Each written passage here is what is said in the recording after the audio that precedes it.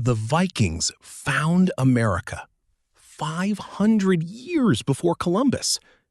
They built a real settlement at Meadows. And then they left. But what if they had stayed? Around 985 AD, Bjarni Herjolfsson spotted land west of Greenland. But he didn't stop. He just kept sailing. Leif Erikson heard the story and decided to investigate. Around 1000 AD, he landed in Vinland, likely Newfoundland. They found grapes, timber, and salmon. Paradise for Vikings. The Norse stayed for maybe 3 years. Then, conflict broke out. The Skraelings, Native Americans, outnumbered them badly. The Vikings couldn't get reinforcements fast enough. They packed up and sailed home, leaving paradise behind.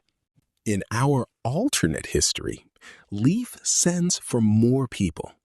3 ships carry 300 more settlers from Iceland and Norway. They build a real town, longhouses, a forge, a harbor. They call it Vinland, and they're not leaving this time. Over 50 years, Norse settlers push south along the coast. They find the fertile land of New England, even better than Vinland. By 1100 AD, there are 5 Norse towns along the American coast. The Norse are building something permanent. The Norse call the Native Americans Skraelings. At first, trading, furs for metal tools. But conflicts erupt over land and resources. Unlike later European colonizers, the Norse don't have guns.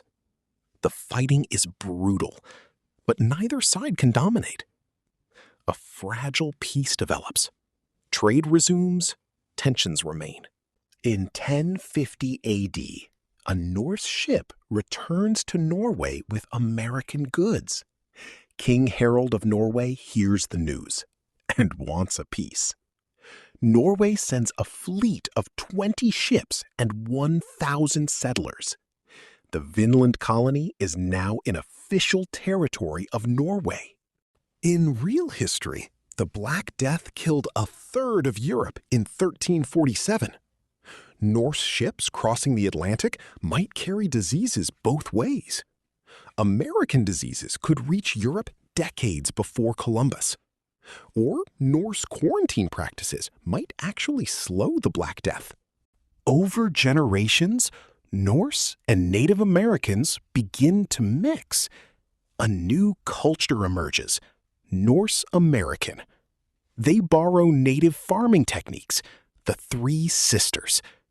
Native Americans adopt Norse metalworking and shipbuilding. Something completely new is born on the American continent. In 1492, Columbus sails west looking for Asia. But in our alternate, Norse trade maps already show land to the west. Columbus still sails, but he already knows someone is there. Spain wants a piece of America, whether the Norse like it or not. The Spanish arrive in 1492 and find the Norse already there. Columbus meets Leif's descendants, not surprised natives. The Norse have 500 years of local knowledge and Native American allies. Spain can't easily conquer like they did in our timeline.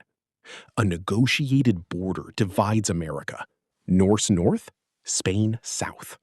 In 1776, the American Revolution happens, but differently. The Norse colonies declare independence from Norway.